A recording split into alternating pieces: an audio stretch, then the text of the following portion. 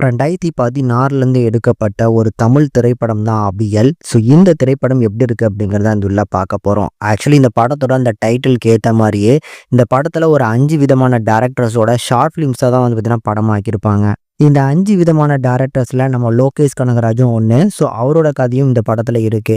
So இதுல one of the story அப்படின்னு சொல்லும்போது, ஸோ ஃபர்ஸ்ட்டு வந்து பார்த்தீங்கன்னா ஒரு 5 நிமிஷத்துக்கு ஒரு ஷார்ட் ஃபிலிம் எடுத்திருப்பாங்க. அது ரொம்ப நீட்டா அழகா இருந்துச்சு. 2வதா வரக்கூடிய ஸ்டோரி வந்து பார்த்தீங்கன்னா, ஸோ மொறப்படி வந்து பார்த்தீங்கன்னா கதாநாயகனோட சித்தி அவன் காதலிப்பான். ஸோ ஆனா அவங்களுக்கும் இவங்களுக்கும் ஏஜ் வந்து ரொம்ப பெருசா டிஃப்ரெண்ட் கிடையாது. அந்த காதல் கடைசியா கைகூடுச்சா இல்லையா அப்படிங்கிற மாரி இருக்கும்.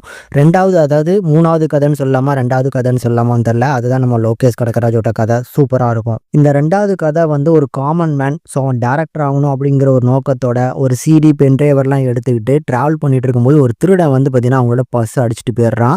ஸோ இந்த பர்ஸில் தான் வந்து பார்த்தீங்கன்னா எல்லாமே இருக்கு.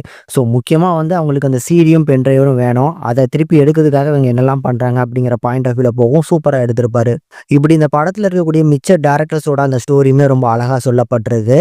எனக்கு இந்த படம் இப்போ தான் நான் ஃபர்ஸ்ட் டைம் பார்க்குறேன். இந்த படம் இப்போ வந்து பார்த்தீங்கன்னா இந்த டைட்டிலே நான் ஃபர்ஸ்ட் டைம் இப்போ தான் கேட்குறேன் அப்படின்னு தான் சொல்லணும். ஏன்னா எனக்கு பெருசாக போரிங் ஆகலை. முடிஞ்ச இந்த படத்தை இது வரைக்கும் நீங்கள் ட்ரை பண்ணல அப்படின்னா ட்ரை பண்ணி பாருங்கள், நல்லா இருக்குங்க.